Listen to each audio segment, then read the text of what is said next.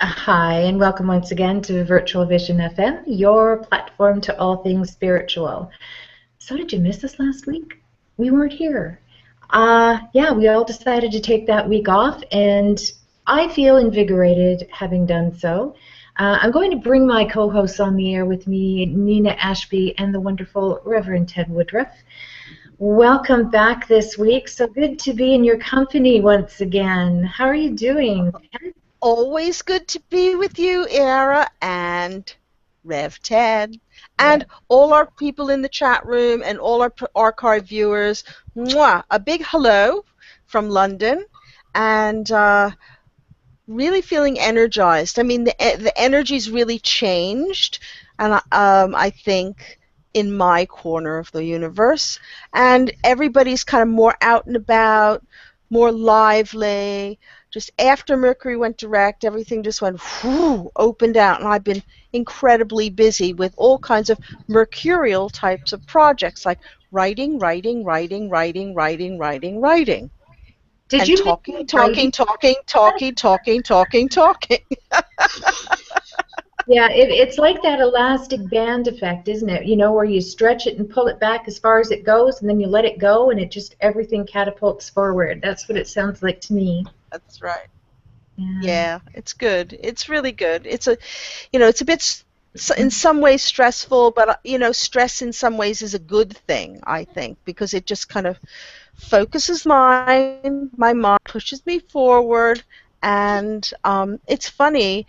Time is very elastic, and as much as you think, oh, I can't do that, I'm not going to be able to do it, somehow you do it, I can do it, and manage to have a good time at the same time. Well, that's what it's all about. We have to enjoy what we're doing. Yes. Totally. Very fortunate. Very fortunate to enjoy what I'm doing. Yes. Well, what Now, about you, Ted? Where are you? Where have there you you disappeared go. to? Or No, I as didn't my want to brother would, overwhelm. I don't want to overwhelm people with too many people on the screen. Good afternoon, good evening. Yes, actually, I can resonate with that sort of time thing and busy and all of that, as you know. And I've done a bit of reflecting this week because hot on the foot of me going to John David Parker up in East Yorkshire, which is fabulous.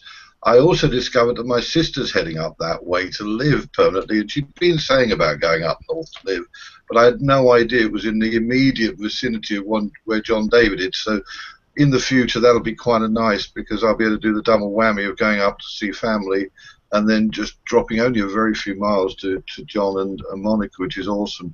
But also this week, I've had next week's guest here this week. For a 5.5 hour marathon conversation that Simon Ludgate and I always have. And, you know, I can't get enough of that guy because literally those 5.5 hours just flew by, and he said the same. And you know from experience what the guy's like when he's on the show. We go everywhere, off into the universe. We discuss geopolitics. That sounds good, doesn't it? And so many various sort of subjects. We don't just stick to the spiritual necessarily, but there's that, you know, they're like brothers, some people that just connect totally on that soul level with you, and would that more time was available to us all. So that was Simon on Wednesday. Then the usual Wednesday evening get together, which is always phenomenal, absolutely phenomenal. And as I say, I've just done a little bit of reflection this week, just when I get the time to do it, and thinking how far this place has come in what is only a fairly short time of 10 months. That it all kicked off after Mum's passing in January. You know, we made the go, and the whole year has been spent getting this place developed. And yeah, pretty much there. Obviously, there's the tweaking of the garden and the constant housekeeping and maintenance of it all. But essentially, it's in place, it is operating. There are fantastic people around me, and I have to pay tribute to those people, the people like Emma and Lee and Tina and Greg and Jan and Kath and so many people. If I miss you out, forgive me, because it's not something I've done by any means alone. I've had the focus and the determination and that calling to do it, and we're thank you, and we're there, you know, and to watch people developing here at Namaste Group from when, you know, everyone comes here with for a reason. They all come to a degree with issues, to a degree for learning. They're either beginners, intermediate, or fairly advanced, or whatever. And it's just been an astonishing year, absolutely astonishing year. So it's not just me done it, but I've had the focus. I was the one who kind of went, right, this is what's going to happen, and this is where we're at. So yeah, I've done a bit of thinking about that. And the other one this week as well, which is kind of exciting for me anyway, and the group obviously, is that Nicola Harwood, who some people will know of because she's on my friends list on social media. She, after a long conversation a couple of months ago, has already done an Angel Light course here, but she's going to be introducing a workshop come course for a day, children's Reiki. Now, Nikki got some flack back in the day, this was some years ago, about actually, for some reason, introducing children to Reiki, and there may be those out there who are a little sort of suspicious of that whole idea. But she's held her own, and it's become more mainstream and more accepted, and we've got at least 5 youngsters coming, ranging from 8 to 17 at the beginning of November. So that's another added extra that's going on here. I've double booked on that day as well, because another person who's come into the zone is little Emma Saint, who is qualified to tutor in various things. So she's going to be doing chakra workshops, she's going to be doing meditation and breathing workshops, and others that I can't quite remember. I'm meant to write them down.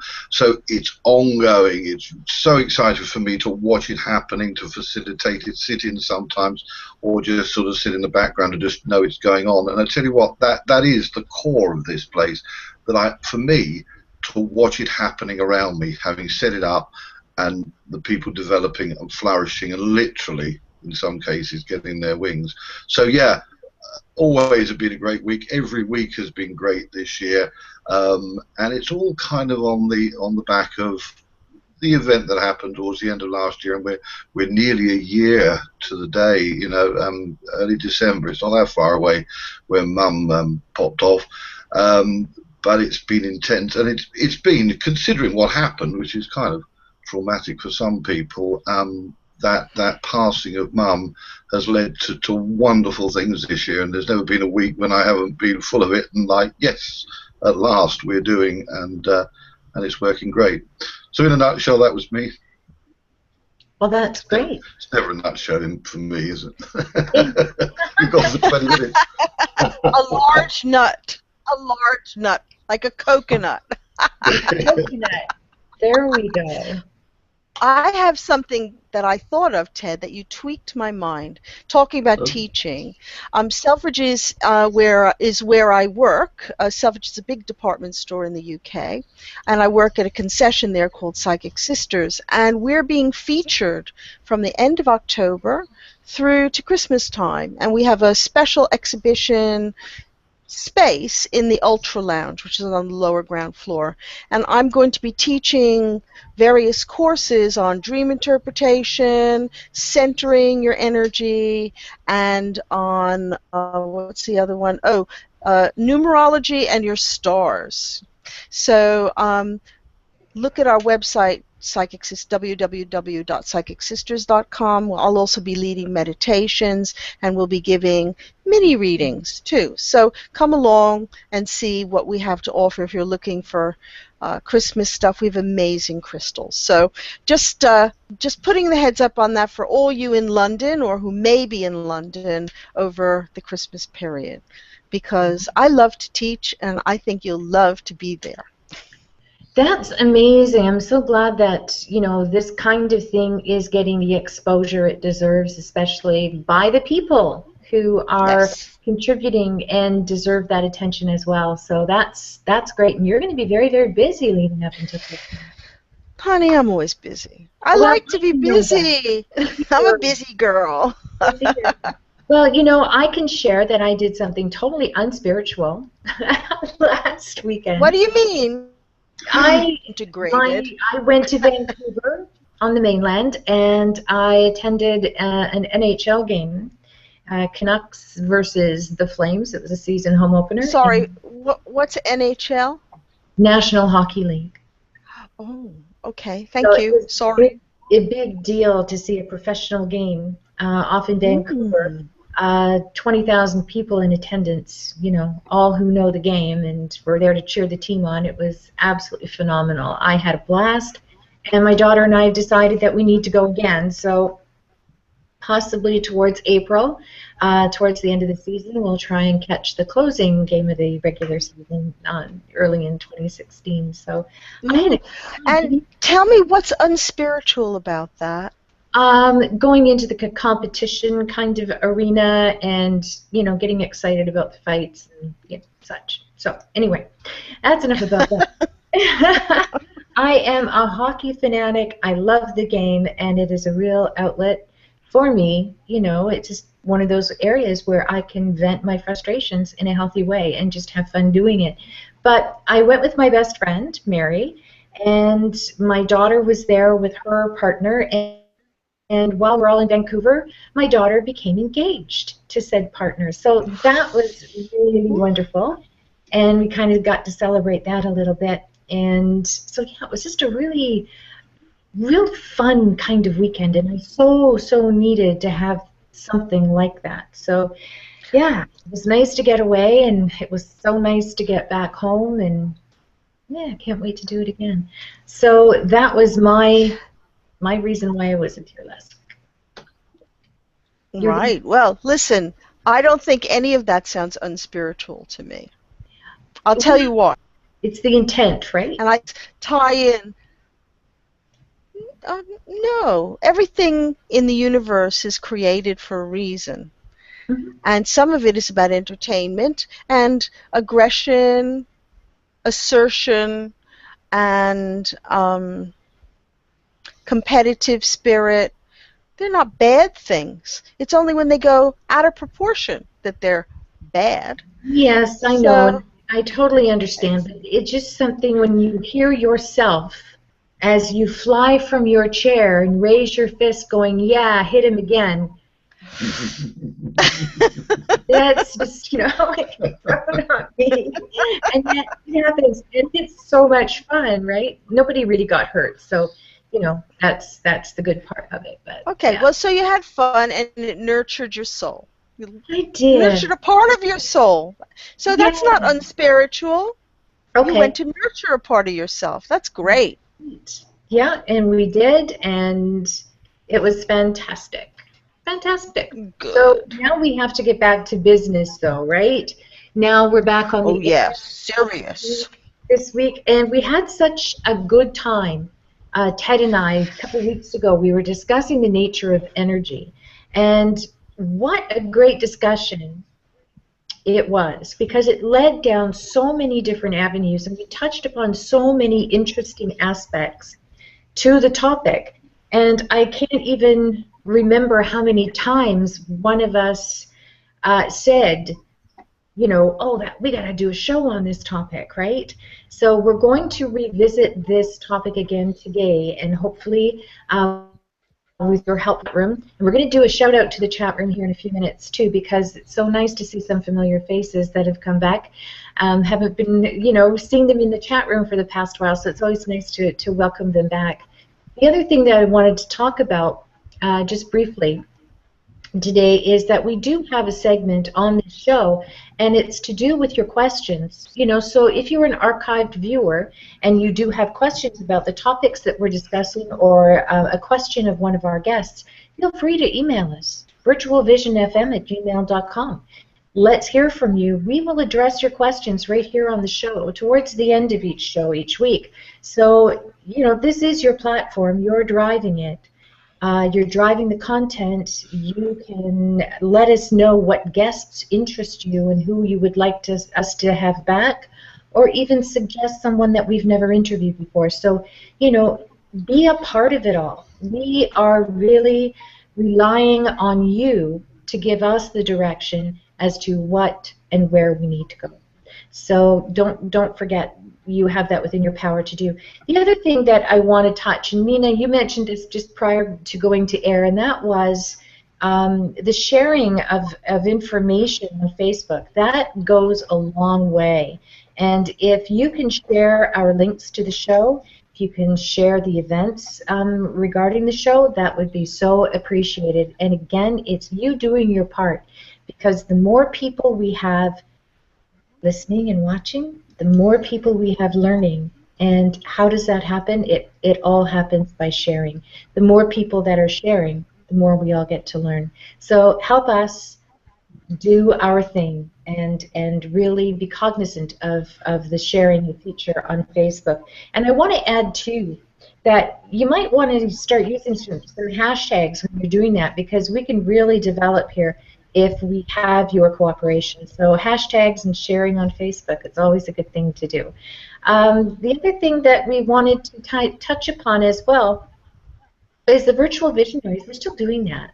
We're still doing that. You could declare yourself to be a virtual visionary and send us a very, very short video saying, hi, I'm so-and-so, whoever, just state your first name and where you're from, and declare that you're a virtual visionary. And we will put that video up on our website at virtualvisionfm.com, and we will also put it on our Facebook page. So while we can't run them on this platform during the show, we do have other avenues where we can start spreading that good word and create the movement that this platform deserves, that we all deserve, and that you especially deserve. Nina, did I miss anything? No. Well, I just wanted to say, for all of you who've never made a video before, you just do it on your phone. You can do it on your phone there is a video thing there, and then you upload it to YouTube, I believe. Is that correct? Or just send it, or upload it to your email account, and then send it to us at virtualvision FM at gmail.com. The other thing that you can do to make a video is you have a webcam, and your webcam software has a video. We'll have a video facility on it, and you can play with that until you get something that you really like, and then send it to us. Cool. So that's in case you didn't know. Perfect. I think that covers all the bases, and I think what we're going to do now is turn it over to Ted, and Ted can deliver his 1 minute me moment and set the stage for today's discussion. Ted? Happily. I just wanted to come back to one thing that you mentioned about feeling non-spiritual when you went to do what you did with the NHL, and it really kicked something off in my head, because, you know, when you're in the zone of working within the spiritual, which I am, you are, Nina is, Nick is, so many people are, I was told years ago that it becomes a way of life. And this was years ago, maybe 20 years ago, and I wasn't fully in it then. And I had the impression that, you know, you'd be going off and watching platform mediums every night of the week, you'd be going to psychic suppers, you'd be seeing clients 24/7, all that sort of thing going on. And I tell you what, once you do fully enter the zone where you are working and you're being of service, as it's called by some people, you do fall into that zone of the spiritual, when in fact you were always walking in the spiritual zone as the human being and the spiritual being at the same time. So there is that kind of interesting thing, I think, that happens in a lot of spiritual people's minds, that if they go and do something outside of the box of the spiritual, then they're doing something unspiritual. I'm not saying I'm taking this a little bit further than you clearly intended, but it resonated with me because, for example, over the years, every so often I've watched boxing on TV. Now that's, to some people, thuggery, isn't it, where there's two human beings beating each other, and it's not exactly love and light. But for me, over the years, I've enjoyed watching the parrying and the skill and the professionalism and the drama and, you know, whatever it is that draws you. So that's one example. The one thing I've always hated is the end result, where one of the guys is down on the canvas. That part I don't like. Call me soft, if you will. Another thing is I tried fishing. I mean, not particularly a fisherman. This was 10 or so years ago, and I was fine with casting the line. I was fine with catching the fish, but dangling that live thing in front of me, I couldn't bash it on the head and kill it. And yet you know, like so many people, we eat our fish and chips and with food any more than I'd want to shoot a little lamb, you know. But there is another. It's all part of our life. What's out there, so much actually that isn't directly spiritual, but by the fact that we're actually engaging in it as spiritual people, it is just part of our whole aura and way and being whatever. So do you know what I mean? It just kicked It in with me is, because I thought, yeah, I know I'm still the exactly same. If what I, you mean. And I think I was saying it more tongue in cheek because okay, yeah. if people look at me sometimes and I tell them what I've done and they go, "You, I never would have thought that of you," right? Because I'm so spiritual and I live a certain lifestyle and the nature of my business, and then all of a sudden I'm in an arena shrieking at the top of my lungs, fist pumping, and it was fun. I loved it. And will I ever stop? No. No, I won't. I have way too much fun, and I loved it. So, Ted. I've never forgot my father. Just to say this, just before I do the 1 minute memo, my father was an old school English gentleman. I had great respect for the guy. We weren't necessarily that connected on a spiritual level sort of thing, but he took me to wrestling once. British wrestling, and there were these guys in leotards throwing each other around the ring and whatever. And this quiet, fairly small man, and my father, who was an absolute gentleman, would open doors for women. He would, he would never swear in front of people. It would be, Edward and that sort of thing at me if I stepped out of line. And this guy went absolutely nuts at these guys in the ring, saying basically rip his head off, get him, punch him, have him, and all of that. So that was another side that I saw to a man who was very, very respectable, but absolutely lost it when he was watching combat between two characters in a wrestling ring. So anyway, that was a slight aside, and we'll come to the 1 minute memo and then on to the continuation of the energy conversation. Folks, the 1 minute memo, we got there eventually. It always takes me more than a minute anyway to describe it to you, but it was months and months ago now, maybe a couple of years, that I just got this idea in my head, and that's all it was, that we don't take enough time out for ourselves in any given day. And we should be eating our 5 a day with a fruit, we should be doing 20 minutes exercise, we should be walking, we should be cycling, we should be pushing weights or whatever and keeping ourselves in trim, but we don't take any time out for us spiritually, mentally, emotionally, psychologically necessarily. Some people do. Some people say I meditate every morning or I meditate every evening, whatever, but I think a lot of us don't, and I'm just as guilty of that. So I came up with the idea of the 1 minute me moment, which develops naturally into a couple of minutes, 5 minutes, 10 minutes, or whatever. You can take 60 seconds out of your day to sit and be within yourself, within your thoughts, then at least it's time to you. And what I suggest is that when you have a minute that you can allocate to yourself, whether it's in your lunch hour, whether it's in the evening, whether it's when the children are at school, whether it's just before you wake up and go into the world, is to ideally sit in a quiet space, feet on the ground, and do the 2 things that I always say, 3 things, beg your pardon. Firstly, to concentrate on your breathing and breathe in through your nose and out through your mouth, and then in through your mouth and out through your nose. And that starts to make you focus on you and the space that you're in. And at the same time as you're concentrating on your breathing, ground yourself. Very simply, that stops you floating off etherically wherever in the mind. And the best method to do that for myself, and I think for people, is to imagine a grapevine going between your ankles. Imagine they're connected by an invisible vine, and then take another one down from the center of that vine, down, down, down, down in your mind's eye, deep into Mother Earth, and wrap it around a big boulder, rock, or a tree trunk, and secure yourself and ground yourself. And the third aspect is to throw this level of protection around yourself, an aura of protection around yourself, a little bit like the Ready Brek kid back in the day on the British adverts. Imagine a colourful aura around yourself. I particularly resonate with white or gold because to me they're the pure colours. But if you want to throw green or blue or pink or purple or whatever around yourself, whatever colour you resonate with, throw that around yourself and put yourself in the eggshell of protection. And that stops negatives coming in. So you've done 3 things: breathing, grounding and protection, and then spend that minute. So I know, as I say, it takes more than a minute to explain it. Spend that minute just connecting with spirit, with your guides and whomsoever you choose to connect with. They don't have to be spirits, guides, etc. in the other dimension. They can actually be people in your life that are still on the earth plane. But I think the majority of people probably connect with spirit, whether they be the angels, whether they be Native American connection you have, it might be Buddhism, it might be a loved one that's passed.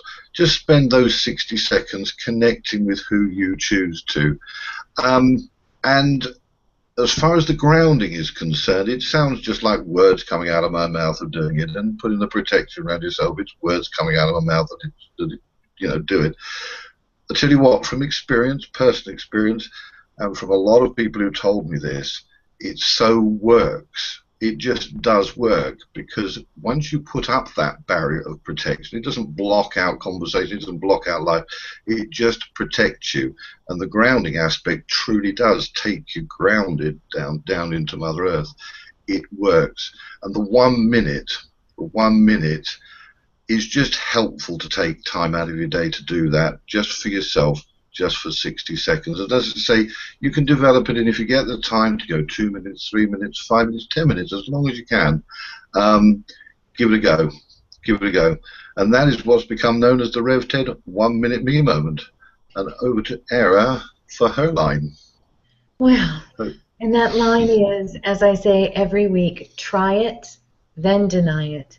Once you try it and apply it, you will love it. Trust me. It's well worth the time spent. And, you know, the other thing that I typically say is that you are worth the dignity of your own efforts, and you won't go wrong in that regard. So we're going to just give a quick shout out, I think, Ted, to those in the chat room with us today. So far, we have Carrie and Tina and David. Welcome back, David. So nice to have you participating again.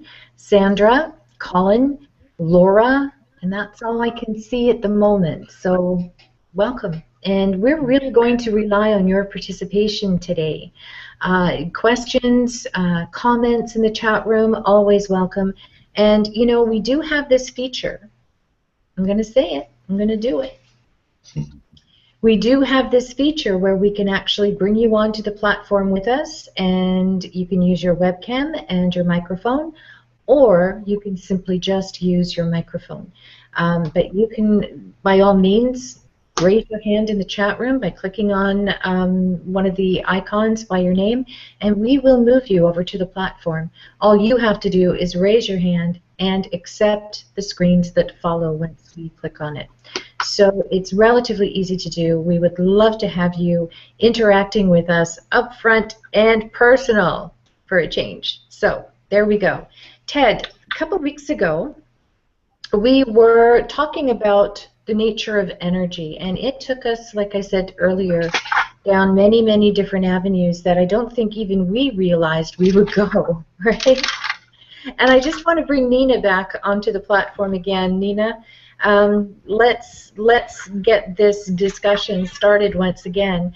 The beauty of energy, as far as I can see it, and as far as I have learned about it, is that that's all there is. It's just, everything is just energy. And not only that, but it's all the same energy.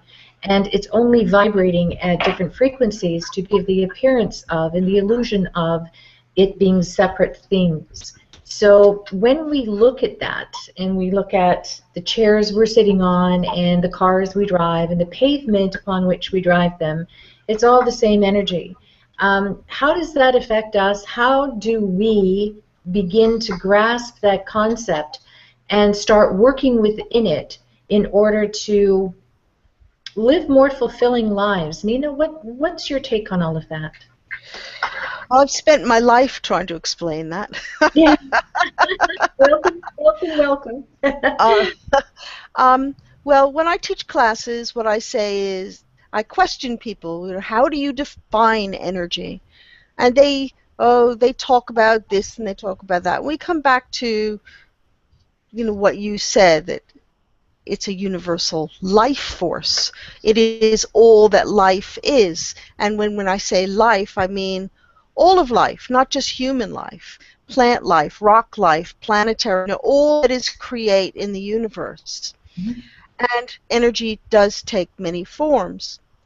And that's all very great and abstract, and we can talk about lots of different non-material forms, such as spirit energy, spiritual energy, angelic energy, etc., like that. But what's really important is for us to understand, in my view, how each individual experiences the various kinds of energy that affects them in their daily life. So a lot of psychic development training that I do is about looking at all these different levels of energy and how we are receivers and transmitters of energy or life force at those different frequency bands, which sounds very highfalutin, but what does it mean? It means your thoughts and your feelings are impacting upon your energy, and then you automatically broadcast it to somebody else. And they, because we all live in the same energy matrix, are picking up those signals or that information.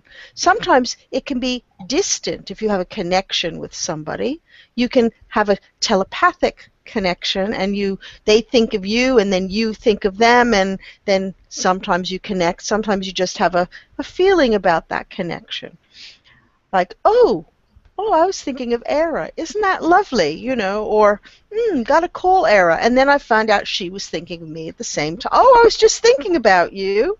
So why is that? Because we live in this energy matrix, and our thought forms, which are electromagnetic energy that is supercharged, gets flung across the space, the energy space, and does get communicated. We live in a culture, in a world, where we're bombarded by information coming to us at lots of different frequencies all the time. So how do we pick that up? We pick it up through our physical sensation. We pick it up through our emotional reactions. We pick it up through our maybe images that flash across the screen of our mind's eye. We pick it up through spirit whispering in our ear, if we have that facility, or we pick it up through our ability to have thought. Thoughts drop into our head that are totally unrelated to our normal list-making mind's chatter that is going on. And these are our spiritual senses, our psychic senses, linked to our chakra system, which is the link between our physical template, field, our astral database that contains all the thought form information of our life experience, and then to our spiritual energy. And it's a seamless, multi-dimensional field that links us also on a higher level to every other intelligence on the planet. And by intelligence, I mean even the crystals and rocks of our planet have intelligence, in my view. So all of creation beyond planet Earth, even. So I really agree, and I love what you said about how the vibrations are picked up, and and that's just intangibly, but we have this human body, and that's how the human body actually functions. Aside from our energy, the human vehicle, in order for you to see, your retinas pick up a certain energy vibration that causes a reaction in the brain, so it allows you to see. The same thing is our hearing. The vibrations, tap into the inner ear, and then that causes a reaction so that we can hear. The same thing with taste and touch and smell. So our physical body is acting the same way. So it's not a big stretch to think, if you think that being human is all you are, if that's how your human body works, then this other stuff that you can't see works in the same way. It's not much of a stretch, is it? No. So our five physical senses also have five psychic senses or subtle senses that parallel them. Mm-hmm. And altogether, it's called our sixth sense, if you wish. But I think that that's just been like an umbrella for all psychic things. And I think we've evolved in language beyond the sixth sense now. We know what to call these different various manifestations of subtle energy that operate and through us and affect ourselves and other people. So we touched upon a few weeks ago about empaths and how they are picking up everybody else's energy. And I'm a firm believer that how can we not? We're all that way.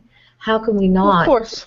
pick up on other people's moods and how they're feeling, because we all are part of that same energy matrix. And so what I often say is that if you want to soothe that and calm that within yourself, what might be beneficial is, instead of worrying about what you're going to feel and get from everybody else, be more mindful as to what you're contributing to any environment that you might find yourself in. And if you are actively and deliberately focused upon what you're contributing, how you can make a difference, how you can be of service, how you can make someone feel better, then you're not dwelling on what you're getting, and your vibration automatically rises in that regard, and then you don't get the lower vibration stuff that tends to bounce off of all of them. The thing is that empathy is very specifically connected to the heart chakra, I think. It's about, but we're also picking up a lot of other vibrations. People who are psychic sponges aren't only picking up the emotional leakage of other people. They can be picking up their physical twitchiness, their pain. I mean, sometimes, for example, I sit on the underground and all of a sudden my bones start aching. What's going on? And I think, oh, I'm sitting next to somebody who's got bad arthritis, So I have that ability to be clairsentient, and that's one of that's one level of information that I can pick up. I try not to do it with on the underground. I think, oh, I better close down a little bit, But with my clients, I deliberately do that. As a trained practitioner, I open all my psychic channels and I say, okay, let me look at let me see about there. They say, what's my health state? And I say, well, I'm not a doctor, I can't diagnose you, but energetically, health-wise, this is what I perceive about your health state. So I look at their chakras, and I actually use my clairsentience to kind of go, oh, you got lower back pain, or oh, you get headaches, or oh, you have digestive difficulties, and then kind of it goes from there. And that is a link into information. So it's not just emotions, it can be physical sensations. Sometimes I just get, flashes of information clairvoyantly for people. I see stuff, I see images, or I see moving pictures, or I get a flash of like a photograph in front of my eyes, or I just get colors come up. Not, and this could be with my eyes closed, not just with my ability to see auras. So when looking at people's auras, I get very definitive information about them, but I have to kind of interpret that or unpack it, so to speak.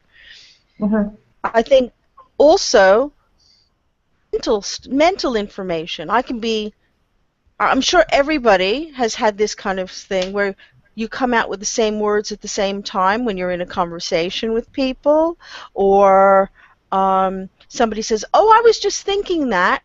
The words come out of your mouth, and, oh, I was just thinking that, or, oh, I was just going to say that, because there is a synchronization or synchrony between your mental state and the other person's mental state. So you're getting this transference of mental data.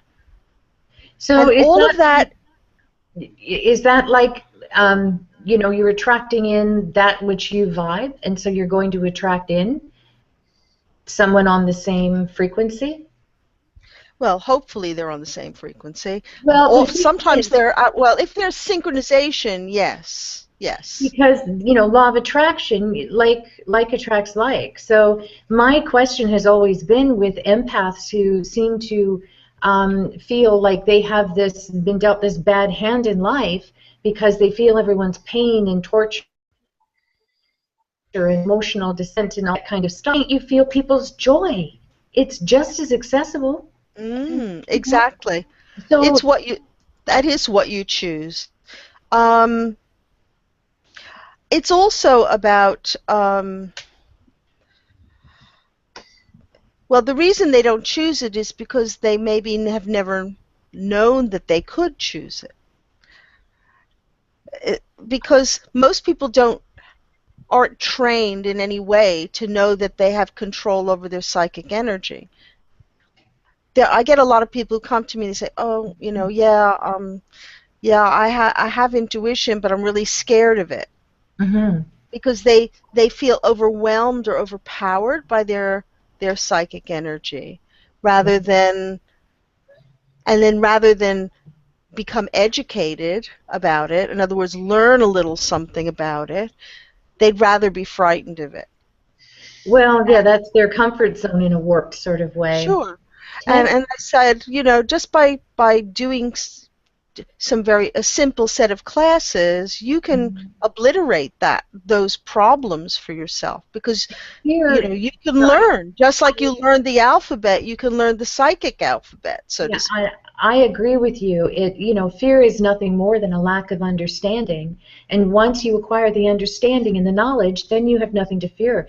Ted, you have had your camera on. What's on your mind? What do you want to say? Oh, so much, actually. It was something here Nina said a little bit ago, and I may have misinterpreted or whatever, but how I heard it was that you said about that we've moved on from the psychic in a sense, or some people have, because we say sort of like sufficiently verbally.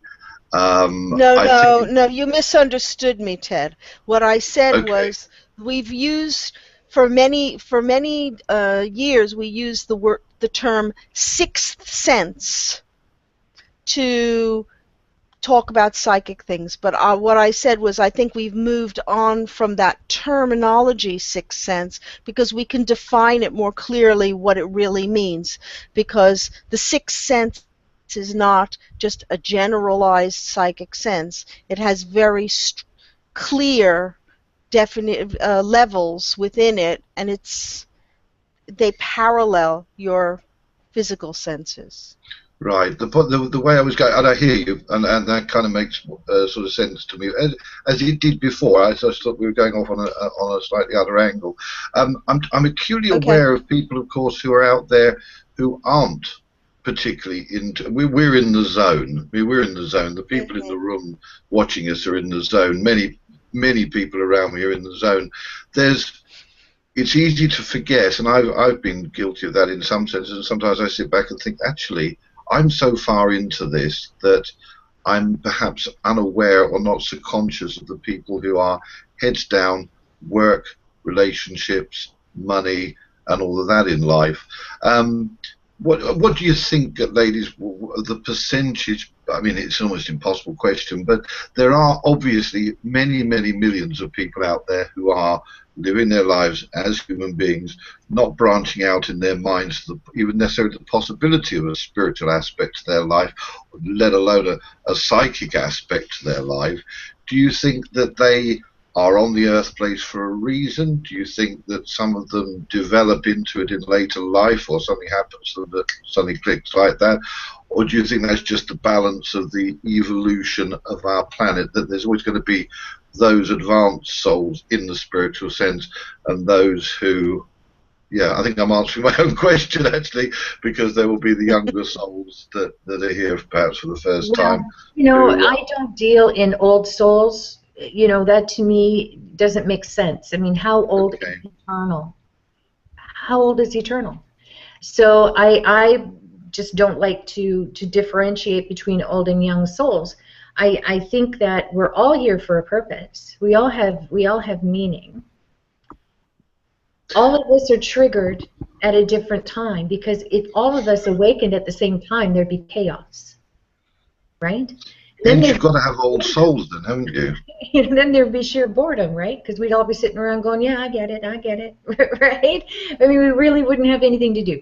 So everybody is triggered at a different time. Some people are born this way. Some people arrive at this moment later in life. Some people get it through their teens. It doesn't matter. We're all triggered at different places in time. And the thing that I really have come to terms with, thanks to my counsel, is that not everyone is here to evolve. Some are here to be a catalyst to cause another person to choose self and learn and speed down their evolutionary path. Some of them aren't there to get it. Some of them are just here to play a role and be. And all is fair game. All is free will. So they all serve a purpose, whether we understand it or not. The last thing that we should be doing is taking these people who are not here to get it, not here to grow and follow an evolutionary path, and handhold and try and drag them with us because we think we know better. Really, it's everybody is the same energy. Everyone has their own blueprint, and we can just remind people of the tools, and we keep moving along. That's what a way shower is. A way shower is a person who keeps moving along so that other people know that there are other avenues to go to. Not so much follow me, but opens up and allows people to see that there are different ways of living, and not just being paralyzed and trying to be excused from life. So that's my take on it. What's yours, Nina? Well, I do believe that everybody is evolving. We don't always know the purpose of how they're evolving or why they've chosen that. That's not ours to know necessarily. But we are all energy in the process of changing shape and form and however. I do also believe that everybody at some point, at various points in their life, does understand that they are energy and that they are connected in some way. How they embrace that is different. And sometimes it's really a matter of language. You know, if you call somebody says, I'm psychic, I say to somebody, you're psychic, they say, oh no, I'm not. I said, okay, then you're really sensitive. Yeah, I'm really sensitive. So they can take that and understand it within the context of what they know. Or, you know, you speak to a businessman, I said, oh, you know how to follow your hunches. Okay? But if I said to him, you're really intuitive, he'd go, no, I'm not. So there's I feel that everybody, first of all, is born with radar. We're born with our psychic ability. We're born with the radar. And this is a survival mechanism. It is absolutely key to our survival on the planet, because we are creatures, as human being creatures, that have an energetic relationship to everything else. Mm-hmm. And we need to know what that energetic relationship is for our safety. Are we going to get eaten by the saber-toothed tiger, or do we to get our ass out of there, right, and hide? Or do... And that's really kind of fundamental. It's about our physical survival and safety, or, ooh, I really like that person, I want to mate with them, you know. I mean, or I'm attracted to them, I want to be their ally or their friend, and we can have a tribe, you know. There are these things within our character, our nature, that connect us to our world, not only the human world, but the plant and the animal kingdom as well. So we don't have to call it psychic or spiritual. Those are just words, just like intuitive, sensitive, following your, your gut feeling, or I followed my, I know that it was right. Following your knowing. People who are not psychic spiritual still use that terminology to describe their experiences. Or, yeah, I knew my mother was going to call me, so I answered the phone, and they said, "Hi, Mom," and it was Mom, because there is something that's connected within each of and every one of us. Yeah, and I do agree with that, and it's really interesting. I like how you use the intuition as, I call it the GPS of this lifetime. That intuition is a language unto itself, and so it can direct you if you should allow it to. But what's really interesting too is that, the human also has three brains. I mean, it's just so amazing to me how we have the three bodies for the most part, body, mind, and spirit. And we have the three brains, which is the neocortex, the limbic system, and the paleocortex. And the paleocortex is that third brain that actually is your survival mechanism. So that is tied into your intuitive GPS for this lifetime. So, energetic. As is your limbic system, which goes with all of your Exactly. autonomic functions and your emotional life. Your limbic system is the most important emotional center. Yeah, the limbic is all about the emotions for sure. And it's absolutely amazing to me because even all of that, those systems are energy. And as energy, they are governed by universal laws. Just like our physical bodies are governed by physical laws, our energetic selves are governed by universal laws. And so even with these three bodies and these three brains and our intuitive GPS, that all has to correspond all together to everything else. That's the law of correspondence. So to me, it all comes into this neat little package tied with a bow, right? It's miraculous how everything just fits together. Ted, your camera's back on. What do you have to say? Just that as you're both talking, I always like to keep it simple for me anyway, and it just occurred to me something Nina said about instinct. You see, back in the day of the Neanderthals, were they spiritual, I asked myself. Well, probably not, because they hadn't developed that level of evolution that we're at in the here and now sort of thing. Is it possible that, we've evolved to where we are over however many thousands or millions of years or whatever, that actually we're still the same basic animal within, that it's only now that we've developed language and internet and social media and openings up to all these worlds of possibilities? Maybe we've learned more in 20 years with the advent of the internet and Google and information that's readily there and communication across the nations. But at the end of the day, we are still what we were back in that day, but now we've become more aware through more social contact with more people out there, plus an evolution maybe of the brain increasing in size or whatever, and this acquisition of knowledge.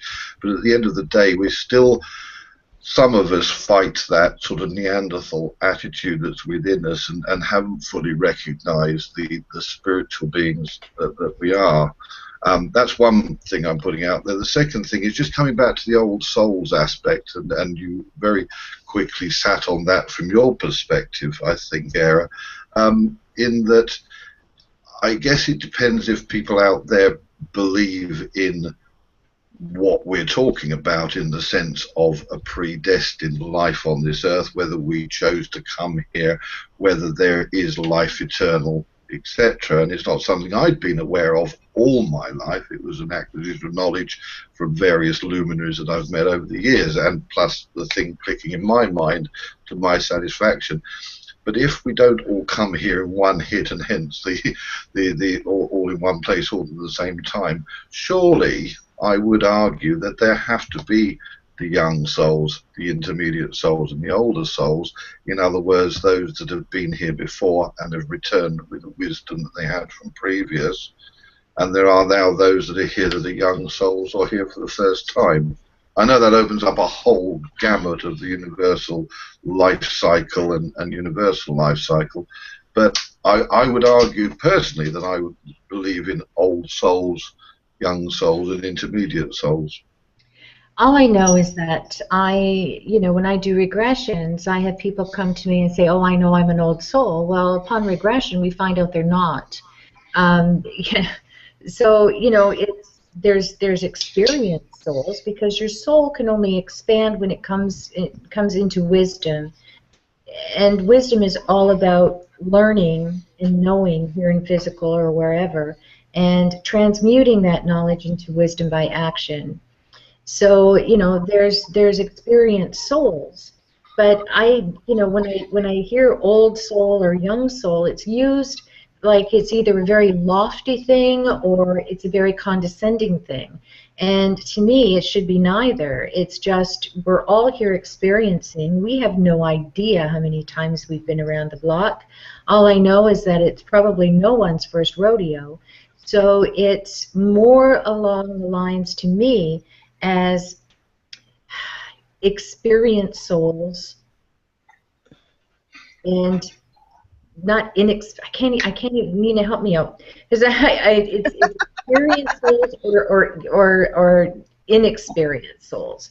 But to me, young and old just doesn't make sense. It never has sat well with me because we are eternal, and it's just what we've done while we're here. So yeah, it's just a label I don't like. And that's really what it is, a label. I hear you, and I can understand it because I heard from someone over the last few months, actually, who says that when they do past lives and who were you in a previous life, then a lot of people tend to hold on to, oh, I was Cleopatra, or I was someone quite famous and well known, and that seems to be the classic thing, which of course is probably the ego kicking in, that, you know, everyone would actually like to have been someone famous, or we tag on to someone who we would like to have been, whether it's Princess Diana or whether it was somebody of high esteem. You don't tend, but the reality is you do, you do come back having had a past life as a cleaner or a monk or somebody less publicly praised or lauded, shall we sort of say, out there. And I hear what you say, that if you've had the experiences of people claiming that, you know, they are old souls, I would say that's their ego having sort of leapt in, because they all want, you know, I mean, I remember 10 years ago sitting in a circle, the first circle I ever did do, and one of the guys channeled Jesus Christ. And even I sat there and thought, oh, how dare he get Christ? I wouldn't have minded Christ compared to who I had. So, you know, we've all had ego moments in our life. If somebody brought through, well, yeah, I think ultimately for me, yeah, but old souls have nothing to do with celebrity. Old souls have nothing to do with celebrity, you know, or, you know, what kind of experience your souls have had. I mean, shouldn't have, no. No, I mean, I wouldn't even get into that particular discussion, but because that could get me into a whole thing about what people think their spirit guides are. Like, oh, you don't want to hear that, do you? No, in fairness, what would be the view of something that is extraordinary in spirit guides? And I give this thought myself, okay, because I say quite openly, and I know who my spirit guides are, they are archangels. Well, that's an outrageous statement in the scheme of things, isn't it? That could make me appear to be a right one, to say I channel archangels. I call on Metatron, Raphael, Gabriel, Michael, Ariel, Uriel, all the whole panoply of angels. How do people perceive me in that scheme of things? Fortunately, the way I put it, hopefully, is on a down-to-earth basis, but that is an extraordinary assertion to make when I work on clients, as Nina certainly does, and Era in her own way is the healer as much as I'm the medium in all of this. What we do for people, and I never used to use this word until this year with the people around me, we do miracles. But I never used to use that word because it's like, oh, only Christ does miracles. No, what we actually do are miracles. But if there's anyone stood in watching that with a cynical attitude, who am I to say that we do miracles? Who am I to say that I have angels on my shoulder and I call upon the highest, the best, and the most powerful divine light messengers that are out there? Do you know what I mean? So somebody comes to me and says, well, I was Caligula in a past life, or I was Caesar, or whatever. Well, if they actually believe that and they resonate with that individual, are they any more mistaken, or, you know, because I can't hold Well, my it hands up certainly, and go, well, it does, no, no, I've it just does got this tell you little something hermit about man, them. healer, and It my does tell, guide. that gives you some information, gives you information. It does. I mean, no one has ever come to me and said, oh, gee, I think I was Hitler. Nobody wants to be the bad guy. Everybody wants to be the good guy. And as things unfold, everyone understands that they could have been a bit of everybody. And Yeah, you could be the peasant in the field. You could indeed. be king of Spain. You could have been a child. You could have been poor. You could have been somebody, you know, who shined shoes for a living. You always, 9 times out of 10, or someone, um, if you're looking for class and caste, then you were probably low man on the totem pole, right? But that's who we all have been at some point in time or another. But there's a little bit of Hitler in all of us. There's a little bit of Osama bin Laden in all of us. It's called free will. We could all be that. But whether we've had the actual physical experience of such, not not really. There are going to be people who have, but you know, I mean, they're not going to take on the full persona. They're just going to take on aspects, right? So when it comes to, oh, I don't even know if I want to get into spirit guides because No, let's not talk about that. Let's not talk about that for the Oh, moment. no. I mean, it is part and parcel, but it's a whole different avenue. So we might want to do another show on spirit guides. So yeah. So that's my take on old souls, I'll young put it souls, down. and new souls. They're just souls, and the ego decides whether they've been really, really good or really, really bad, which I haven't run into. And a lot of people are disappointed when they find out they were mediocre. And in essence, what is so is that even in a very mediocre lifestyle, they are still nonetheless a powerful and magnificent, energetic being that was capable of, you used the word before, miracles, because that's who we are. We are miracles in motion. The fact that we're walking and talking and breathing is a miracle in itself. How we use the energy, and that's what today's show is all about, dictates whether those miracles are an everyday occurrence or once in a blue moon. I don't That's right. think That has to do with was the very alignment, first doesn't one it? ever to create a miracle. I mean, we can. That's a whole new other show too, because we all have that capacity. Because he was the way shower. He showed us what could be done, and we can still do that if we have the faith, right? interestingly, That's right. Colin asked Well, a it's not question a only little just the while faith, it's ago about about. alignment. Okay, there's two people talking at the same time. Sorry. Oh, it's okay. I was saying about Colin, who asked a question a little while ago, and he's just found his way back on the platform. He said, "Are we as healers not here to assist them to progress? Then, i.e., people, and you know, people who may be at the early stages of, rather than saying young soul."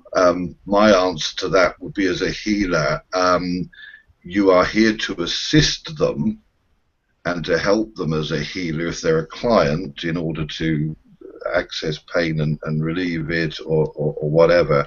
And also, yes, to a degree, to assess them to progress if they wish to progress and they ask to be progressed. But it's not something personally that I would impose on anybody. I'm just who I am. In fact, I was told back in the day that you don't offer healing.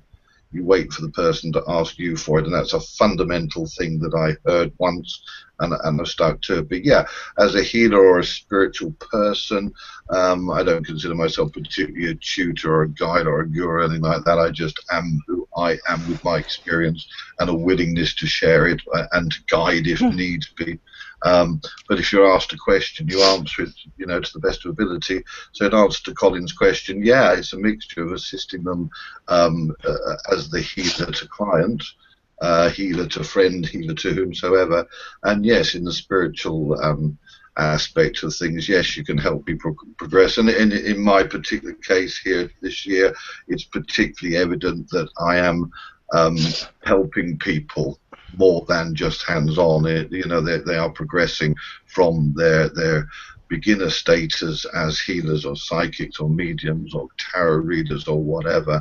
You know, some have come here not really knowing which direction to go in, and that's part of the beauty of what can happen at this sort of setup. And within a fairly short time, they spend time around like-minded people, open-minded people, non-judgmental people, and then they pick up something that resonates with them. One example is a lady who used to sit in the armchair and say, well, you're all psychics, you do healing, you do this, you do that, I don't do anything. And a couple of weeks later, she fell into the Atlantean Reiki, or chose Atlantean Reiki, and the week after, she was sitting on the sofa expounding the knowledge with a confidence and an inner knowing that she hadn't had several months ago. And I'm not one to go back to the past and remind them of how they used to be, but sometimes to see that extraordinary development of confidence and wing attachments, for want of a better expression, is awesome. So yes, as in my case, healers, as I say, we assist in the healing, and we can also assist in the progress, just as a normal individual giving a little bit of a lean or a guidance sort of in direction. Hope that answers your question. I'd like to also interject something in response to Colin's questions. You define yourself as a healer, and that's great. But I think that everybody has the capacity to have a healing impact upon people who are in their life. Because if your intention is goodness and comes from love, whether you call yourself spiritual, whether you call yourself a healer, you are assisting other people through your own vibration. So in a sense, we all have the capacity to heal, and it's our personal responsibilities, whether we define ourselves as a healer or not, to keep our vibration and our energy in a higher state, in a positive state, so that we, by example, impact other people in their lives. And that is very noticeable. You know, people come into my home, they say, oh, it feels so good here. They're not coming for a reading, they're coming to visit me. Oh, I love your space, I love your home. You know, because we keep the energy fresh and vibrant. Or I go out and my intention is not to be a healer or not to be a psychic or be any of my professional roles. I'm going to the art gallery to look at an exhibition, and people always come up to me and talk to me. Always. Always. And why? Because energy. Not because I'm flirtatious or anything like that. It's an energetic magnetism that comes from being in a positive and flowing state. So it's all of our personal responsibilities, in a sense, to keep ourselves like that, because then we do heal and assist other people unconsciously. I absolutely so agree with you, Nina, because I say consistently in what I'm doing and have been saying for years and years that you don't actually, and I've said this so many times, I'm probably repeating myself to everyone who's listening, but that you don't actually, to be a healer, need certificates and insurance and all this compliance with modern day government legal rules and all of that. You do actually need it to practice professionally, I emphasize that. But in order to be a healer, a mother is a healer when she's nurturing her children. That's we are right. we are all capable of, absolutely, without it.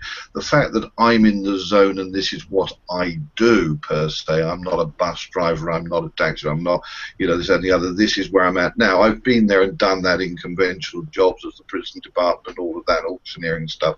But this is what I do now. But you can be, you can be anything as far as profession, and that doesn't make you who you are by what you do as a job, by the way, which everybody sort of kind of forgets. I never wanted to be put in that mold of being a prison officer, and that was Ted Woodroffe. No, now I've found my métier, my thing that is me totally. But yes, absolutely, we've all got it there. We don't need to be certificated or whatever, just to exude that caring, that human quality of care, empathy and connection with people. And there's many millions of people like that. There's quite a lot who do walk past in the street, and there will always be those sort of types, but everybody's got the potential. If they then choose to take the step into the spiritual zone full on and to practice it, that's equally exciting for me when you see folks, as I say, coming here and then not being sure about it all, wanting to but not quite knowing where to go, and then finding the strength that resonates with them. When I leave this earth plane and look back, or just before I go, I'll be going, yeah, there was quite a lot came through the door and found their wings, which is a real thank you, wow, is a real good in a modest way. I don't feel good about me doing it. It's good that they're achieving and flying in their own right. Sure. I love what Carrie in the chat room has said. The last tutors I had this year said we were facilitators of healing because truly the body, it heals itself. And I always say to people, I'm a facilitator for healing. I am trained to do healing, but I'm a facilitator of healing energy. It pours through me, and when I give healing, I get healing. So not only does the person get healing, everything gets touched, And I think that's a fantastic point, and I was going to say something, but you beat me to it, Carrie. Brilliant. Thank you so much for contributing. You know what? That word, like Era reacted to old souls, I'm reacting to facilitator, because it is the classic situation this year that I didn't say tonight, I've said over the months of the whole of this year, I'm not necessarily participating, I'm facilitator. And one person, one of my best friends, actually sat in the armchair one night with a whole group of people going, oh, you're the facilitator, are you? And so ever since then, although it's the only word really good to describe it, I've backed off it because of what he did. And it's surprising how one individual can affect you like that. But that is the word exactly. I've been saying it all year. Perfect Facilitator. Word. It covers everything and anything in the spiritual zone that you facilitated. You sit back. You don't have to be the big I am standing up and getting involved all the time. You let it happen around you. You set the scene. You have the energies, as you were saying, Nina, about people being drawn to the energy. And the classic, it came from a film, Field of Dreams. Somebody said to me this year, you've done the Field of Dreams thing. You built it, and they will come. And my God, did they come? And that it's a great thing. You are the go-to person in one sense, but actually you do find yourself, you set it up, you facilitate it, and they all get on with it, and they don't have to come. It's not all about. In fact, it's not about you. No. It's about the thing that you have created, and the beauty of that is sitting back and watching it evolve and develop, and these individual souls, whether they're young, intermediate, or old, fly. And they do, and they really do. They've gone from their closed wings at the beginning to within a very short time the definite opening of wings that lift them soaring. It's absolutely terrific. Welcome back, Era. I want to talk a little bit about something that we touched upon before, which was that for miracles to happen, there has to be alignment of energies between the planes so that the energy can come straight down, if you will, so that we can be facilitators. And one of the things that I think I teach within my classes is how to go beyond the busy lower mind, which is not low in the sense of that it shouldn't be here. It definitely has a role, but it's often too noisy. To reach up into our more higher vibrational states, to listen to our inner voices that that's our soul voice that speaks to us and gives us perspective in life. And when there is alignment between your spiritual, your mental, emotional, and physical, things happen, miracles happen. If you're a healer, in order to be that facilitator, you have to learn to create that alignment. Just as when you give readings, you learn to put yourself in a state of alignment. And that's what being a co-creator is. That's what the magician in esoteric philosophy is. It's the ability to set their intention and bring the elements together to make creations, things come into manifestation. Mm-hmm. It's as simple as that and as difficult to do. But it's so true. And just briefly allow me to share the experience that I had, and it just is exactly what you said. One day I woke up one Saturday morning and I looked outside, and my guide said to me, go for a run.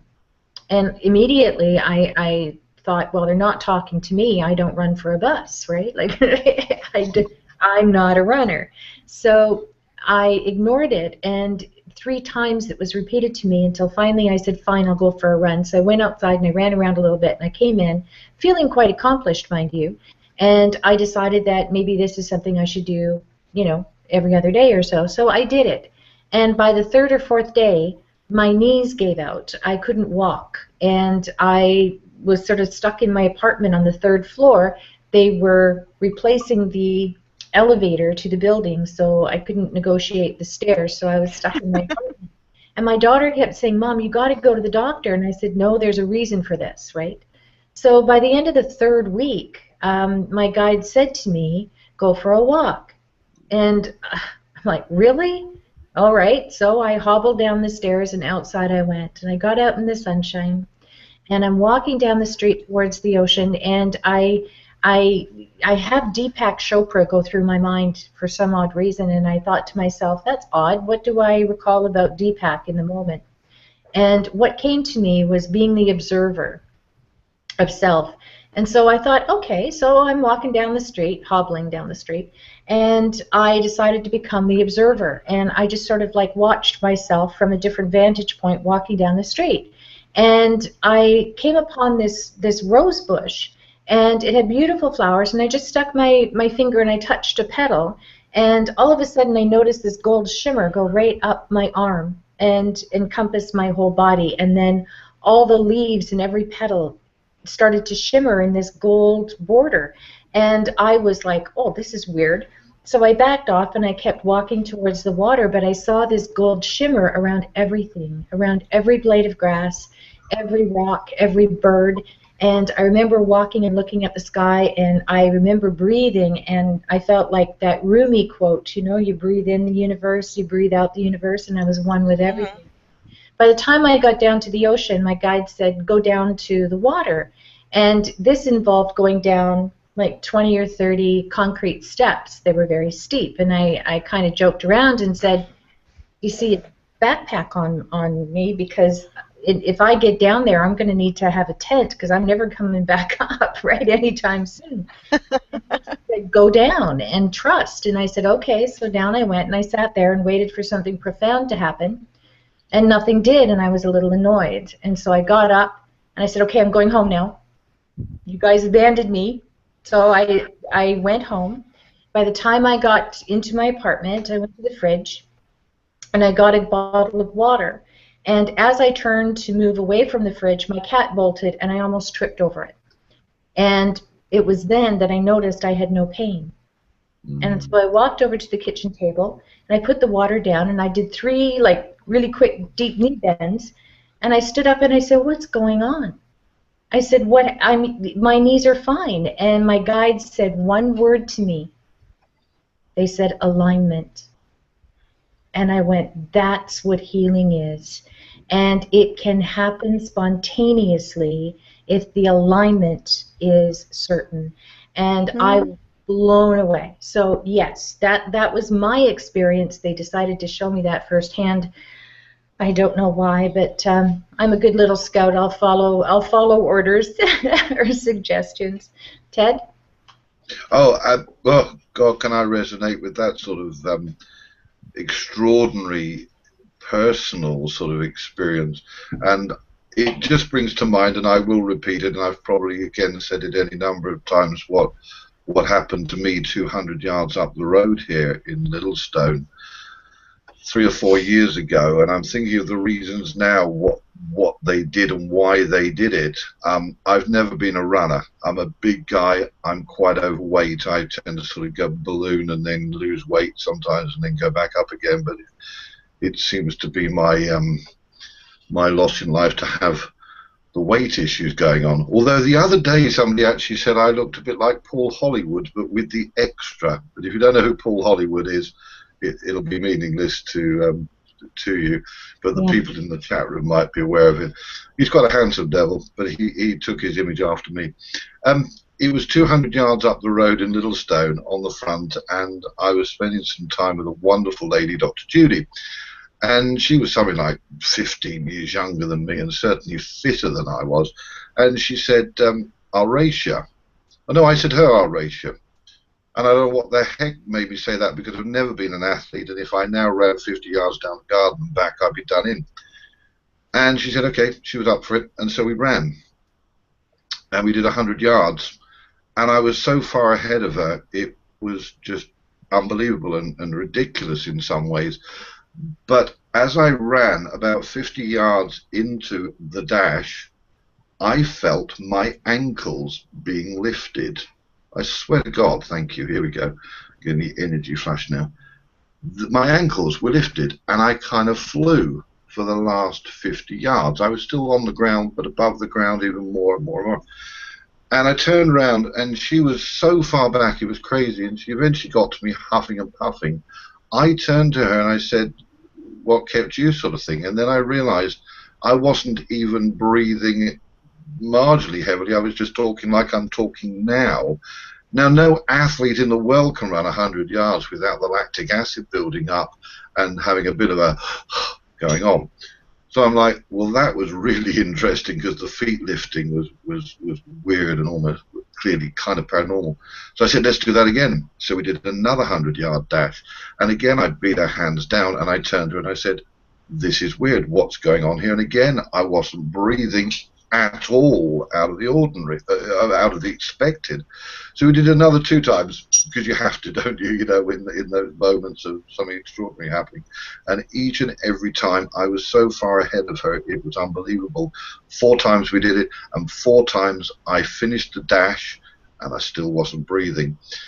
Walked back home, came in the house, sat down. My mother was still with us then, although she's still with us now, if you know what I mean. And we explained what had happened, and she just very, very simply said, well, this woman puts wind under your wings. And I've never, ever forgotten that, because it was very profound from my mother, who I view when she was with us and still now when she's elsewhere as the matriarch angel. But they were very profound words to me personally. Well, in all honesty, the next day I couldn't walk, by the way. I could not walk, because every single muscle in the whole of my body hurt so much, because clearly they'd done what they did to give me a message, and it's been, the message was that there are people such as Judy back in the day.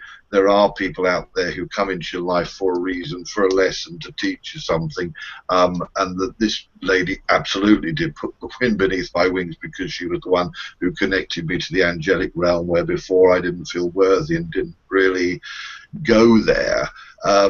So yeah, so if you have an experience like that in your life, as you did, Era, that's so meaningful and so extraordinary and almost life-changing in its mind, the way it clicks in your mind, then that's awesome. And it does come down to this trust element that I didn't think anything of doing the run, which I would never have done, because I would have just been absolutely so exhausted. It's ridiculous. But I guess in that moment I just said it, did it, and trusted, and then, my God, you know. So yeah, the thing about energy, and there's the energy aspect. You see, where did that come from? I'm very down to earth about these things. Where did that ability to be able to run 4 times 100 yards, where did that energy come from? Well, to me, it has to be external in that situation. And then, of course, the next day with the pain and the discomfort, severe pain, and I couldn't walk for several days properly. Then the physical kicked in, the earthly physical reaction after something so unearthly and extraordinary. While we're here and while Nina's off for a moment, I just wanted to go to a question, if I may, in the chat room. It's some way down here now. While you're looking for it, I do want to invite our viewers to, we've been sharing experiences, and we're not the only ones that have had these experiences. So, let's hear from those in the chat room. And if you're watching via archive, don't be shy. Email us, let us know. We all have these kinds of things occur, and we owe it to each other to share. So, we begin to understand we're not crazy, right? That's part of it. Yes. Absolutely. Actually, yeah, I echo what Era says there. To hear other people's stories of extraordinary things that have happened to you, I'll get it. Era will get it. Nina will get it. We'll all get it. It was coming back to, Carey said, this was some way back now in the conversation, but she'd had Carey says, they had 2 trauma clients I could take on for Reiki. Neither of them have come back to me. So, yes, all I can do is wait and accept that they may not come to me for healing, and that's okay. Exactly. That's been my experience in life with clients or people who come to me when they've had perhaps one session with me. I will say to them, if you wish to come back, that'll be fine at some point in the future. But if I never see you again, without being impolite, that'll be absolutely fine. I wish you a good life, a happy and a pain-free sort of life. It'd be great to reconnect in the future. They choose. People ultimately have the free will to choose whether they come back to you. The majority, I'm really glad to say are sorted then and there in the one session. There are those who enjoy going to, say, their Reiki master weekly for their weekly healing, etc., and that's all well and good. But I'm not about that, oh, see you next week, love, blah, blah, blah, blah, blah. I prefer to be, sort the problem, done, dusted, goodbye, be happy, etc. But yes, I will never pressurize or look for clients or draw them. You have to go by a mixture of reputation and a mixture of that energetic exchange where they hear about you or they are drawn to you. For sometimes they don't even know what you do, but they're drawn to you and they come within your zone, and then they discover what you do, and then, oh, I've got this, that, and the other. Can you help with it? You facilitate it either yourself or with others. That's the only one I can find at the moment. There was a bit of an exchange with Colin and Carey, I think. Oh, the energy aspect of healing yourself when you're healing. The really important thing, and I think Colin's covered it in the chat room, is that as a healer, you do not give your own energy. You absolutely channel it from source, from what I call the divine ultimate energy. If you send it from yourself, then you will wear yourself out very, very quickly, and that's just a cardinal rule, that you channel the energy and you are just a conduit. It's not me doing the healing, it's not Nina doing the healing, it's not Era doing the healing, it's not the healers doing it. They are simply the channel and the conduit for it. The power is immense and extraordinary, beyond nuclear, that actually channels through people who have opened to the prospect of healing, and we can all do it, like we've said before. Mm-hmm. So if you have experiences to share, let's hear from you, either in the chat room. If you'd like to come on the platform with us, raise your hand and we'll make sure that happens. You do need a webcam and a microphone. We might let you by without a webcam. If you just want to use the microphone, that would be fine too. But we have this avenue on the platform, and we should really be using it. And it's really kind of fun. We'd love to. We'd love to use it. We'd love to see you. Yes. And we'd like to hear you. Yes. Because exactly. We were operating through our radio station. We could hear your voices, the voice vibration, and that was lovely. Now that we can't, well, we could, even though we're a more visual platform now, we could have you on visually, or we could have you on audially. So please do volunteer. We'd love that. Thank you. It looks like Okay. Sandra? Yeah, I just clicked on Sandra. So, Sandra, you're Okay, going let's get... a few screens, just accept and allow, and you should slide onto the platform effortlessly. Yay, Sandra, taking one for the team.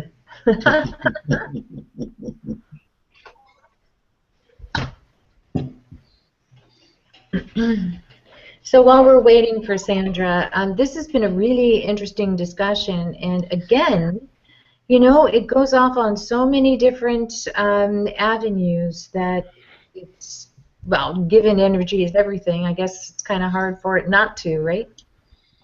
True. The thing, I want to bring up something that Ted brought up before about evolution and progress and Neanderthals versus now. Yeah. I don't know. I don't know. When Ted said that, I thought, maybe. Yeah, I mean, in terms of what we do now in the world with tools and things like that, we are more progressed and evolved than Neanderthals. But maybe the Neanderthals had a lot more connection to nature and to their own psychic realm in a way, and could communicate with one another in ways that we can't even understand how to communicate anymore. Mm-hmm. And we're just rediscovering that through our psychic explorations via our understanding of science, for example, because we have evolved a different part of our brains and we forgot to use other parts of our brains that they did have access to. So I'm not so sure that it's really about progress or evolution in a complete sense of kind of the word progress. That evolution and progress are not necessarily linked with each other. Oh, I agree there. What do you think about that? Oh, I agree there. I mean, we have evolved, clearly, that we have evolved from, you know, language and languages and skill sets and abilities, and, you know, from all the things, from the you know, the inventions of the motor car to building more sort of secure homes and whatever through the thing. But progress, yeah, I would be with you on that. And when people say we're a more civilized society, I balk at that, because I don't think we are particularly civilized. At times we are still animalistic. We still murder, we still kill, we still hate, we still do appalling things to each other in the negative aspect. There's a lot of beauty in the world, there's a lot of positives, there's a lot of healing, there's a lot of wonderful people, but we are still very, very at times uncivilized when it comes to it, because we are still animals. We are still, to a degree, Neanderthals. We are what we were back then, but we have clothes on and we walk around, and we have mass production of food and mass slaughter of chickens and cattle and all of that sort of thing. But yes, I think the progress aspect, there are two different things, exactly as you say, that there's evolution, which is the development of the species, goes on. Inevitably, that is a fact, absolute fact. Progress, yeah, we've made progress in certain things, but progression from the psychic, I think, yeah, you're right, we've probably lost more in many ways, because for example, like, you know, they say we are alternative medicines nowadays. These aren't alternatives, these are medicines that have been around for centuries. You know, and they say we're alternative now. We're alternative therapists still, I think, to a degree, when it's actually the oldest thing in the world is to do the laying on of hands and practice holistically. And as far as psychic, we tended to be rather marginalized in a way for having this spooky, weird thing called the psychic ability. That's something that's been there from time immemorial, but because it's been closed down by the seeking of society to have more possessions and to progress as we see it, I think we've lost an awful lot of our inner spiritual aspect that we had back in the day centuries ago. Native Sure. Americans, prime example, absolute prime example of the Native Americans. I'm no fan of what happened. In my opinion, the mass genocide of the Native Americans when the white man went to that country, that they had a contact with the seasons and the land and the sky and the mother moon and the is it Mother Moon? Anyway, the sun and the moon and the planetary systems, they were so connected to this Earth plane. It's awesome. So yeah, I'm not a subscriber to being civilized or wondering what sort of progress we've made, personally. Yes, I agree with you, Ted. I totally agree with you. But I think that the reason why people have moved away from their more intuitive connection to the land is a very complex thing. Some of it has to do with control, territorial control, mass religion, the usurpation of power from women by men through millennia. That also has to do with religion. It has to do also with the rise of technology. I mean, you know, we don't live in a world where there's real dark anymore. You know, we have disturbed sleep because we have street lamps and cars that have lights and houses that have lights, and our whole energetic system is very disrupted by the extra light that we're receiving, even via this broadcast on the internet. We have, a disruption in our relationship to the light. It's fascinating, actually, when you think about it in a more metaphorical way as well. Yes, I agree. Run that usurping of women by men past me again. Okay. Just out of curiosity. I'm not being argumentative. I'm just curious where you were with that. Well, I mean, this is a whole feminism topic, okay? But there. Well, no. I don't know that this is maybe the right show to do that. We can talk about the change, the shift of energy from a respect of the goddess to a movement over to a more solar civilizations. Well, it sort of ties in with the question that has been asked in the chat room that we haven't addressed yet. So how about we take a look at that? Which is? David says, if we are talking about energy, what do you all think about the topic of Earth transitioning into 4D? And what does that mean for its inhabitants? Who wants to take a stab at that first? I'm not aware of it, or at least the phraseology of the 4D. I saw that question down there. But I do have an opinion of where I personally think the Earth is going and the people on it.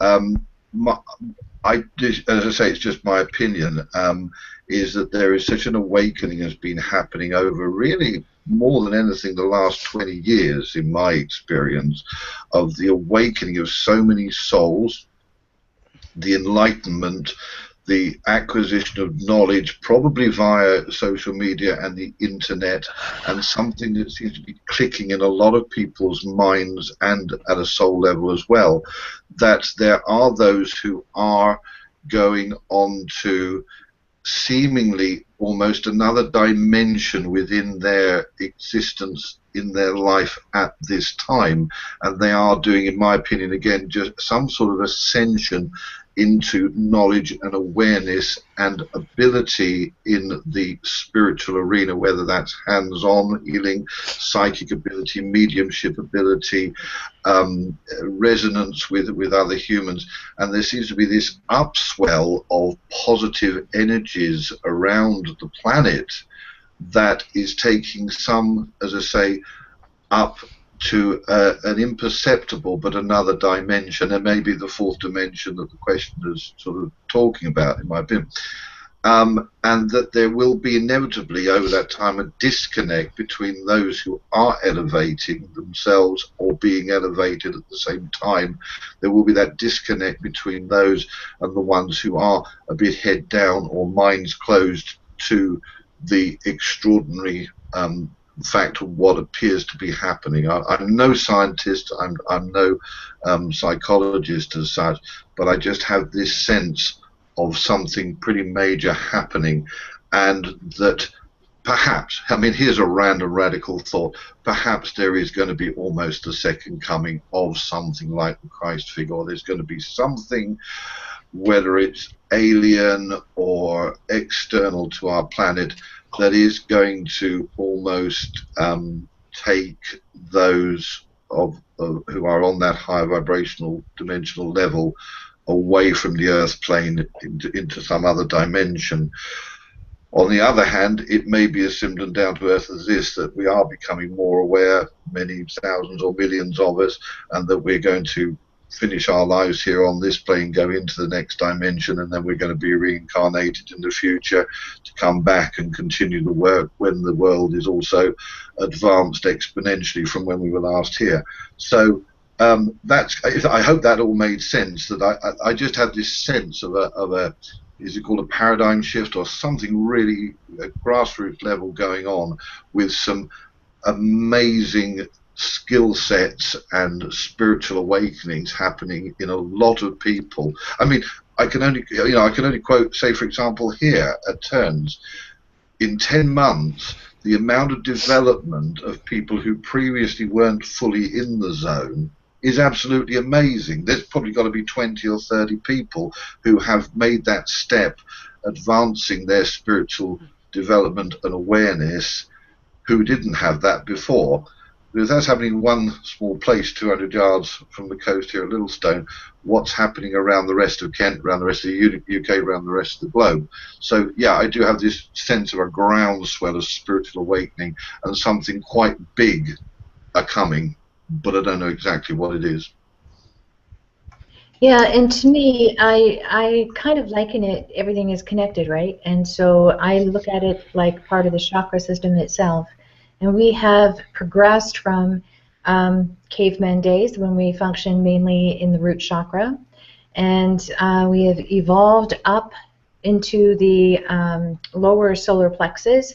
And so now the fourth dimension is all about the heart chakra. And that is the higher polarity of our human chakra system. So things are bound to change to accommodate that higher vibration. But it also speaks to the fact that in the heart chakra, that's where we have self-acceptance. That's where we have unconditional love. That's where the center, you know, all of that emanates from. So if you can imagine living in a world that has been fraught with turmoil, in one way, shape, or form, and moving it up into 4 dimension, which is the heart chakra, and living in unconditional love and peace. That, to me, is how I interpret it. Nina? Well, I agree. I mean, the words polarization, perception, and came to me very strongly when I kind of asked about what David was talking about. And there's no doubt in my mind, through my own experience, that there has been a tremendous shift, even particularly an accelerated shift very recently, in amount of information and energetic activity going on in the higher astral, for myself and all the people that I know who are spiritual workers. So I know that there's already a 4-dimensional movement going on, but it won't be necessarily, it is always available to everybody, but as Jesus said in the Bible, it's always there for people who have eyes to see. Everything is there for people who have eyes to see. Well, you have the physical eyes, but do you have the greater sight to see?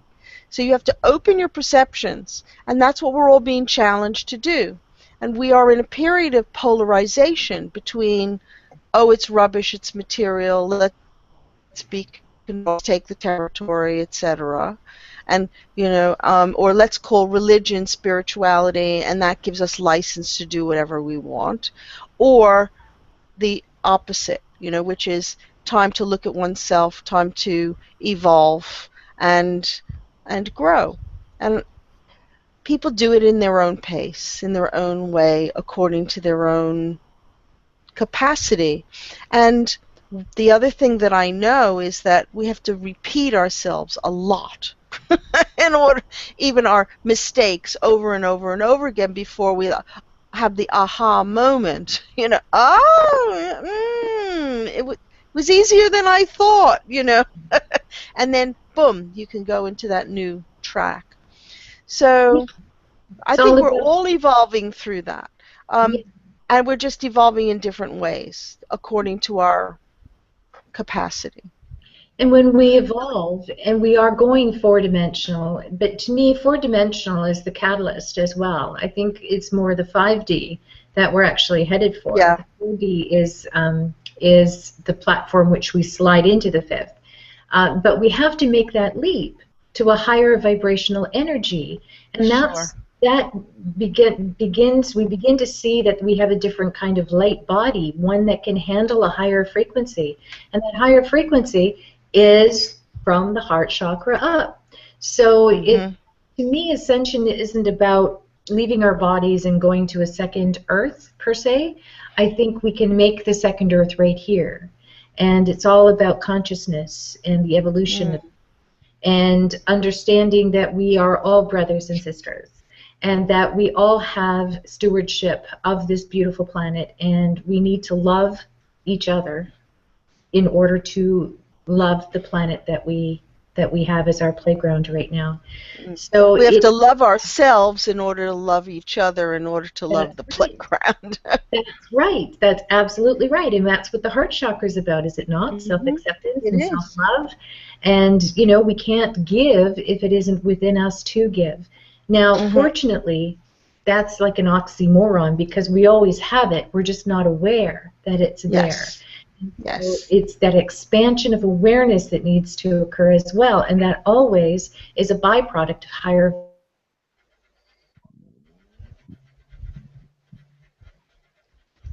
experiencing those differences in your physical body, like physiologically first. A lot of people are experiencing that interruption of sleep. And some people, their diets are completely changing and they don't understand why. And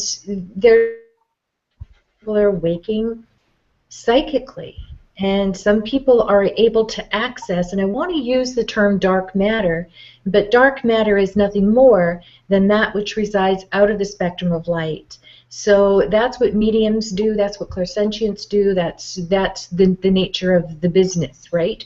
So a lot of people are coming and awakening to that ability to access, which has always been there. It's just that their awareness has not caught up to it.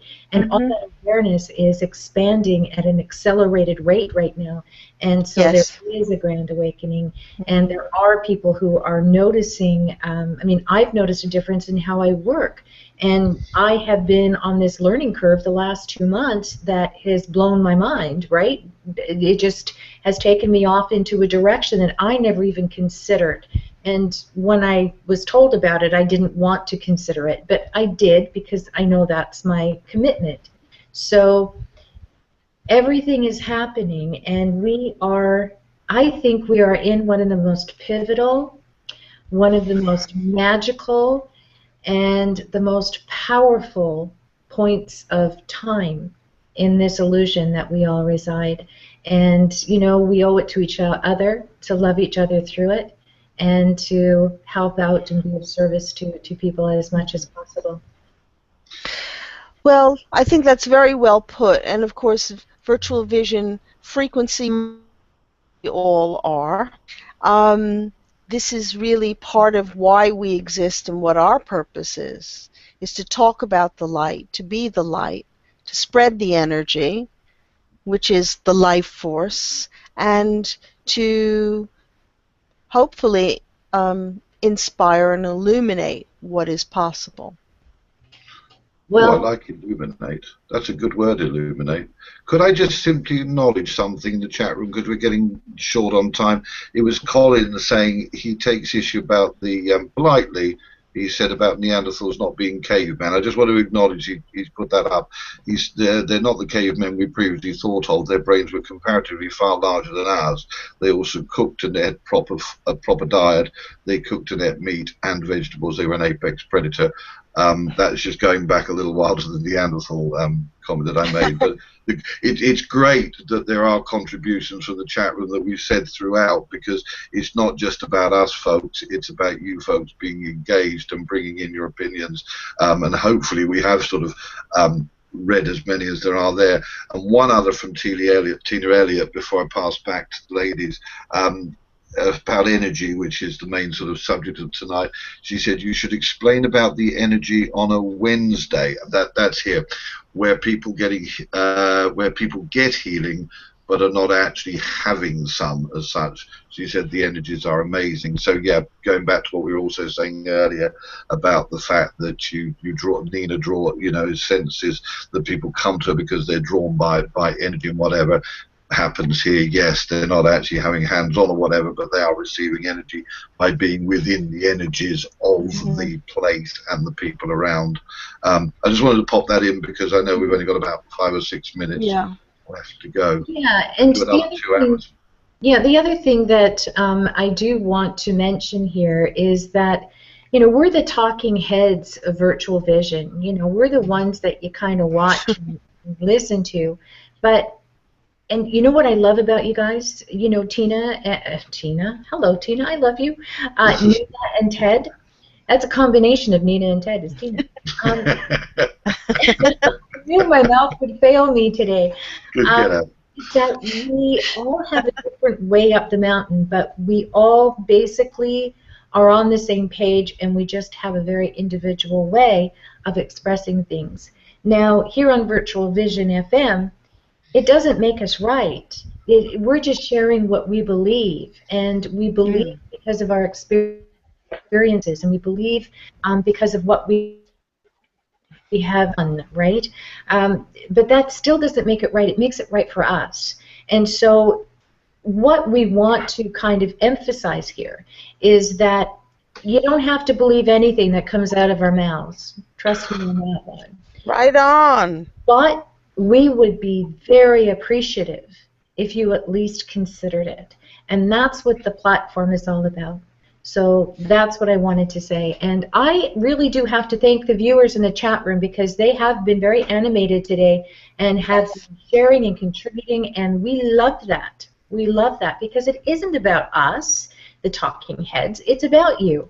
And so what you have to say matters, what you think matters, what you feel matters, right? So this has been a lively discussion. I love it. We're going to have to do one on energy again down the road in the future, because, as we go through this accelerated consciousness that we're all expanding into, energy and the discussion thereof is going to change in direct alignment with that. So there's no telling what future things will come up in discussion. So I think it really bears to be revisited again and again and again and again. So next week we have Simon Ludgate, do we not, Ted? Yes, we do. And I've had the benefit of his company this week, so I'm going to leave it to the ladies to run the interview next week. Unfortunately, I won't be able to join you. Oh, in that case. All right. No, I don't want to be greedy about it, because I have plenty of his time. But yeah, that'll be a brilliant conversation, because Simon has had his connections with David Icke back in the day, Richie Allen. He's a geopolitics, any number of subjects. Simon really is a very, very rounded individual and very, very interesting. He's an author. He's an orb enthusiast. He is a shamanic healer. He's a Reiki master. Yeah. You'll love this guy. He's been on our show a few times, and we can go off into the realms of conspiracy theories about 9/11 to the disappearance of MH17, politics, healing, spirituality. Absolutely brilliant guy. There's so much to talk to Simon about, and what I love about Simon is he is a walking, a paradox, a contradiction, actually, because he does have this corporate air about him, just professionally being a TV producer and a journalist and a director and all that, and yet he has this very highly spiritual side of being that shamanic healer and studying the Kabbalah and all sorts of things. I know he does some writing of articles online as well for a big internet newspaper, so we want to talk to him about that. But I'm really excited to talk about MH17 because there has been that new information that has surfaced, and we'd be very interesting to get his take on it. So I'm really looking forward to Simon visiting next week. It's been a while since we've had him on. And did I hear you say you weren't going to be here next week, Nina? Yes, I'm going to be at the opera at Glyndebourne. Oh, how posh. Yes, I'm very, darling, I'm very posh. That's yes, when I'm you going got to. Neanderthal. My God. Very high end. Yes. Class. I am very high. I love the opera. I adore it, and I'm going to see The Escape from the Seraglio by Mozart. So I'm really looking forward to that. So I won't be able to join you next Sunday, but I will be back the following Sunday. Have no fear. So I'm sure you'll have a fab show, and I want to say thank you to everyone in the chat room tonight who's been so fantastic, and we're all still learning together, and I love having the dialogue with you. It's fantastic. Mm-hmm. Okay, Ted, would you like to have a last word here? Word? I can't just have one word, you know me. Well, I just thought I'd challenge you at the end of the show, that's all. Oh, absolutely, and I've written it down in case I did get challenged. There's two things that strike me, amongst many others, but I've learned a word I'm going to use this week that Nina came out with, illuminating. That's a really good word, illuminating. And a phrase that you came out with there not so long ago about we've all got a different way up the mountain. What an awesome way of putting it. So those are two phrases I'm going to use this week. Other than that, it's been brilliant. Have a great time next week, Nina. Have a good week in between. I'm going to see you guys Tuesday anyway. So, yeah, good night, everyone. God bless. Good night. Okay. Thanks for watching, everyone, and we will see you next week right here with Simon Ludgate. Until next time, see you later. Bye.